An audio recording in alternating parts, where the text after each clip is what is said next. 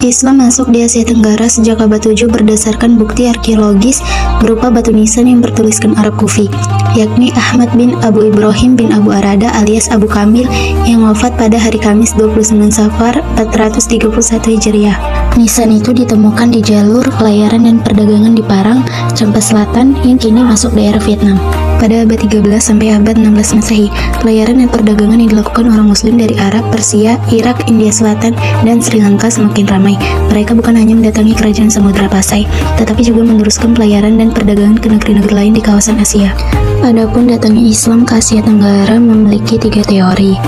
Yang pertama, teori menyatakan bahwa Islam datang langsung dari Arab atau Hadramaut.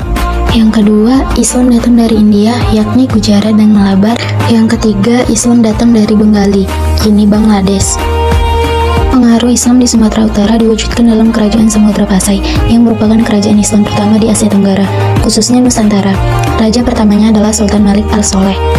Brunei Darussalam.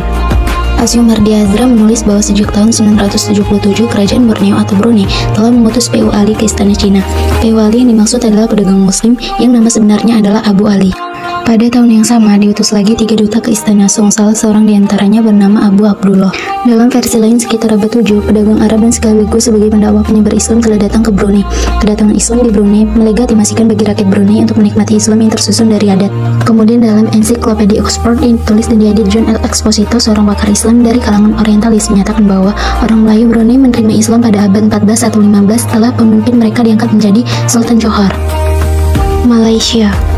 Sebelum Islam datang ke wilayah Asia Tenggara, Malaysia berada di jalur perdagangan dunia yang menghubungkan kawasan-kawasan di Arab dan India dengan wilayah Cina, dan dijadikan tempat persinggahan sekaligus pusat perdagangan yang amat penting.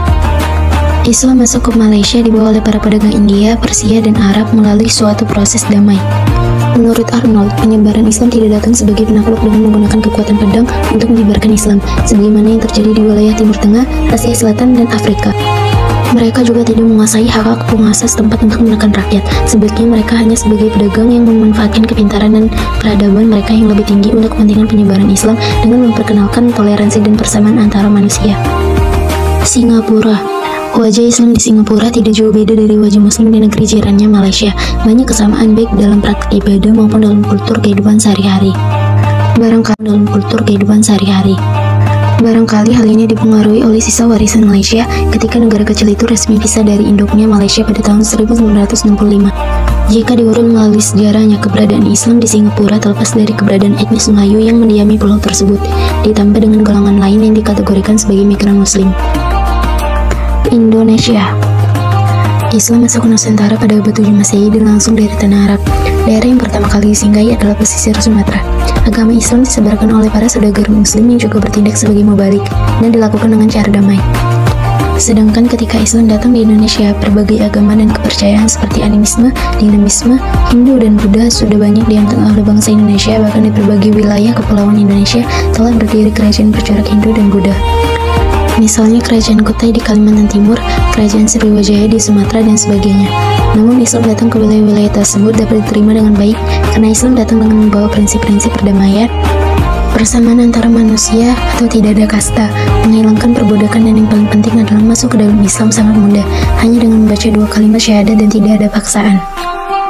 Adapun kerajaan Islam di Indonesia ialah Kerajaan Perla atau Kesultanan Perla, Kerajaan Ternate, Kerajaan Samudra Pasai, Kerajaan Goa, Kesultanan Melaka, Kerajaan Islam Cirebon, Kerajaan Demak, Kerajaan Islam Banten, Kerajaan Pajang, dan Kerajaan Mataram Islam.